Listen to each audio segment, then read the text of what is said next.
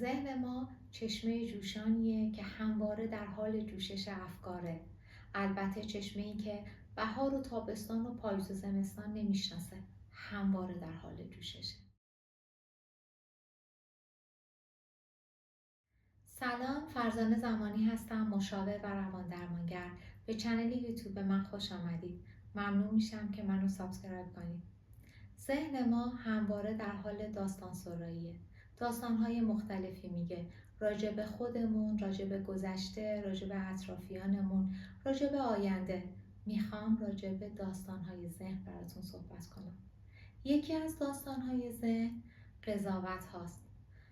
ذهن ما مرتباً راجع به همه چیز قضاوت میکنه. هر چیزی که ما باهاش برخورد میکنیم ذهن ما یه قضاوتی راجبش میکنه.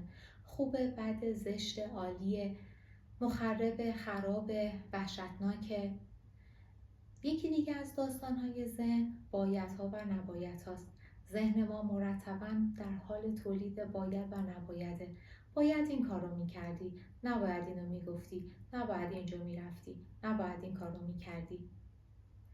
ذهن ما یه داستان دیگه ای داره، داستان مقایسه. ذهن ما مرتبا ما رو با بقیه مقایسه میکنه. ما رو با خواهر برادرمون مقایسه میکنه، ما رو با دوستامون مقایسه میکنه، شرایط مالیمون رو، شرایط تحصیلیمون رو مقایسه میکنه. میگه ببین بقیه کجان، تو کجایی، و سطح ما رو مورد مقایسه قرار میده. یکی دیگه از داستان‌های ذهن ما اگر پس ها هستن. اگر محبت کنی پس پررو میشه، اگه درس نخونی کاری پیدا نمی کنی، اگر این کارو بکنی پس آبروت میره.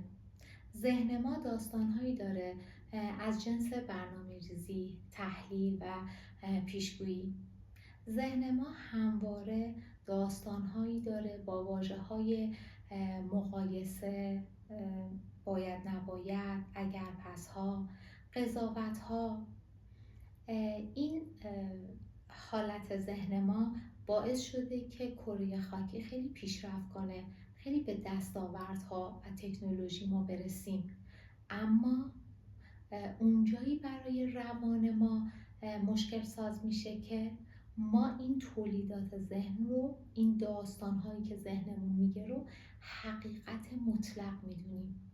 ما خودمون رو مساوی با فکرامون میدونیم و هر آنچه که توی ذهنمون تولید میشه رو باور میکنیم.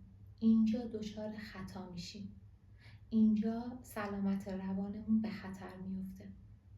بهتره که داستان‌هایی که ذهنمون تولید میکنه رو بشناسیم و اینطوری به خودمون بگیم که الان من یه فکری اومده سراغم، یه فکری، یه داستانی ذهنم میگه، به داستان ذهنم گوش بدم، بشنوم که داستان ذهنم چیه، ولی محتوای اون داستان رو تصدیقش نکنم. مخصوصا وقتی که ما دچار بحران میشیم، مواقعی که ما یه مشکلی برامون پیش میاد، ذهن ما بیش فعال میشه و این داستانهاش رو با شدت خیلی بیشتری تولید میکنه. اینجاها باید حواسمون باشه که خودمون رو مساوی با افکارمون ندونیم، خودمون رو مساوی با تولیدات ذهنمون ندونیم و تولیدات ذهنمون رو حقیقت مطلق ندونیم. وقتی بگیم که من یه فکری اومده سراغم که دنیا بی ارزشه، من یه فکری اومده سراغم که دوستم بی ملاحظه است، به ما کمک میکنه که خودمون رو از این فکر فاصله بدیم. به ما کمک میکنه که این فکرها رو حقیقت مطلق ندونیم و سلامت روان ما بهتر میشه. ممنونم که همراه من بودید.